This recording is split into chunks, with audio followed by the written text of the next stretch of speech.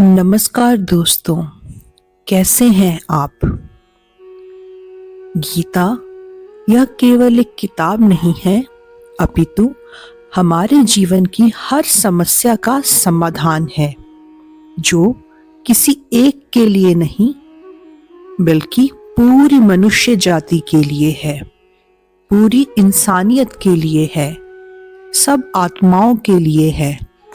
क्योंकि ये आत्मा को परमात्मा के बारे में, उसकी सृष्टि के बारे में और सबसे अहम यह उन कायदों के बारे में समझाती है जिनका आत्मा को मनुष्य के रूप में हर हाल में पालन करना चाहिए, जिनकी रक्षा करनी चाहिए। गीता एक सर्वमान्य धर्म ग्रंथ है। गीता को पढ़ने और समझने से सभी तरह के दुखों का अंत हो जाता है। यह हमें जीवन जीने की कला सिखाती है। तो चलिए दोस्तों, समझते हैं गीता के कुछ ऐसे उपदेश जो हमारा जीवन बदलने की ताकत रखते हैं। पहला, आत्मा अजर अमर है। ना यह शरीर तुम्हारा है, न तुम इस शरीर के हो। यह शरीर अग्नि, जल, वायु, पृथ्वी और आकाश से मिलकर बना है और इसी में मिल जाएगा, परंतु आत्मा स्थिर है। आत्मा को न शस्त्र काट सकते हैं और न उसे आग जला सकती है, न पानी उसे भिगो सकता है, न हवा उसे सुखा सकती है। जो लोग यह मानते हैं कि मरता सिर्फ शरीर है, आत्मा नहीं, जो अपने मर गए हैं, असल में वे मरे नहीं हैं, उन्होंने तो केवल देह छोड़ी है। वे कहीं और जन्म अवश्य लेंगे। ऐसा मानने वाले लोग ही सच्चा मार्ग ढूंढ लेते हैं। दूसरा है, क्रोध का त्याग करें। क्रोध से मनुष्य की मति मारी जाती है, यानी मूढ़ हो जाती है, जिससे स्मृति भ्रमित हो जाती है। स्मृति भ्रम हो जाने से मनुष्य की बुद्धि नष्ट हो जाती है और बुद्धि का नाश हो जाने पर मनुष्य खुद अपना ही नाश कर बैठता है। क्रोध में व्यक्ति नियंत्रण खो बैठता है और आवेश में आकर गलत कार्य कर देता है। यहां तक कि कभी कभी गुस्से में व्यक्ति खुद का अहित कर बैठता है। गीता में श्री कृष्ण ने बताया है कि कभी भी क्रोध को खुद पर हावी होने नहीं देना चाहिए। यदि गुस्सा आ जाए तो स्वयं को शांत रखने का प्रयास करें। तीसरा उपदेश है, कर्मवान बनो, आस्थावान नहीं। गीता में श्री कृष्ण ने कहा है कि मनुष्य को फल की इच्छा छोड़कर केवल कर्म पर ध्यान देना चाहिए। मनुष्य जैसा कर्म करता है, उसे फल भी उसी के अनुरूप ही मिलता है। इसलिए व्यक्ति को अच्छे कर्म करते रहना चाहिए। हमारा अधिकार केवल कर्म पर है, उसके फल पर नहीं। इसलिए कर्म को फल के लिए मत करो और ना ही काम करने में तुम्हारी आसक्ति हो। अपने मन को अपने वश में करो, जितेंद्रिय एवं विशुद्ध अंतकरण वाला बनो। अगला उपदेश है, लगाव ही दुख का कारण है। तुम्हारा क्या गया जो तुम रोते हो? तुम क्या लाए थे जो तुमने खो दिया? तुमने क्या पैदा किया था जो नाश हो गया? ना तुम कुछ लेकर आए, जो लिया यहीं से लिया, जो दिया यहीं पर दिया, जो लिया इस ईश्वर से लिया, जो दिया वो भी इस ईश्वर को दिया। तुम तो केवल खाली हाथ आए थे और खाली हाथ चले गए। जो आज तुम्हारा है, कल किसी और का था, परसों किसी और का होगा। तुम जिसे अपना समझकर मग्न हो रहे हो वो तुम्हारा था ही नहीं। बस यही प्रसन्नता तुम्हारे दुखों का कारण है।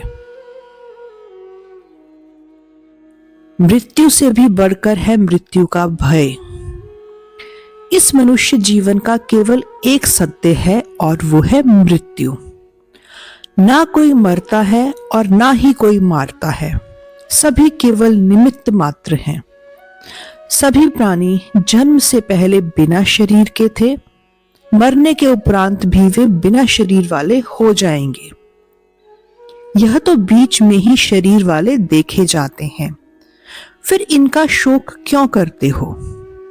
कोई भी अमर जड़ी खाकर पैदा नहीं हुआ।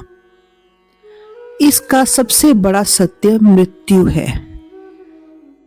कोई जल्दी मरेगा तो कोई देर से। मृत्यु को कोई नहीं टाल सकता, इसलिए मृत्यु का भय मत पालो। मरना तो सभी को एक ना एक दिन है ही।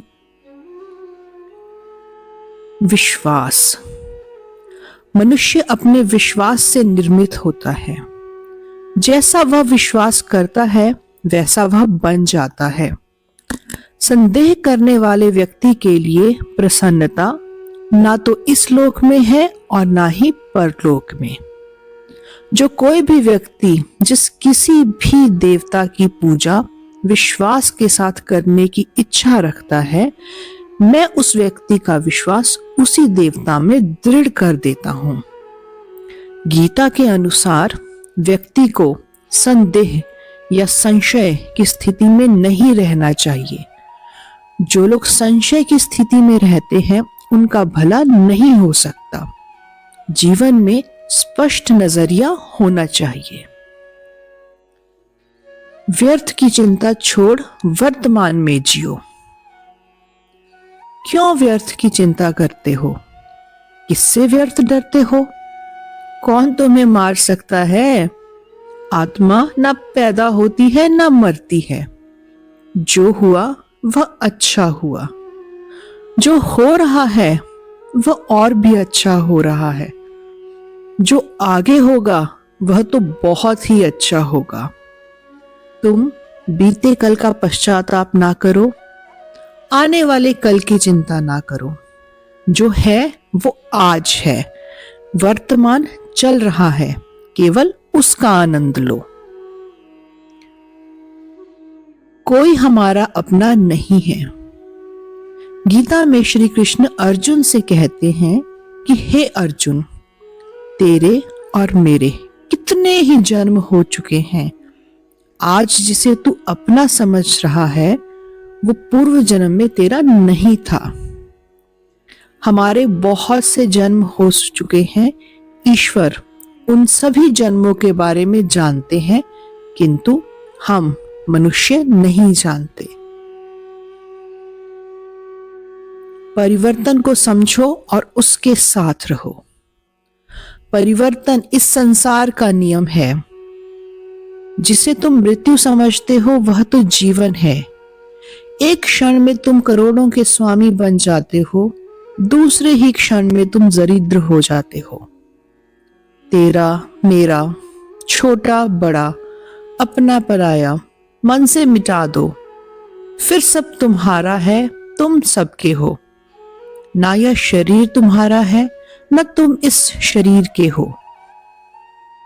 यह अग्नि, जल, वायु, पृथ्वी, आकाश से बना है और इसी में मिल जाएगा, परंतु आत्मा स्थिर है। नरक का द्वार है काम, क्रोध और लोभ। ये 3 प्रकार के नरक के द्वार आत्मा का नाश कर देते हैं और आत्मा को उसकी अधोगति में ले जाते हैं। इसलिए मनुष्य को इन तीनों का ही त्याग कर देना चाहिए। अंतिम उपदेश है, धर्म की शरण में रहो। यदि तुम खुद कुछ नहीं कर सकते हो तो श्री कृष्ण जी कहते हैं कि तुम अपने आप को उस ईश्वर को अर्पित कर दो। यही सबसे उत्तम सहारा है। जो इस सहारे को जानता है वह भय, चिंता और शोक से सर्वदा मुक्त है। जो कुछ भी तू करता है उसे भगवान को अर्पण करता चल। ऐसा करने से सदा आनंद का अनुभव हो करेगा। सारी शंकाओं का त्याग कर उस ईश्वर की शरण में आ जाओ। धन्यवाद।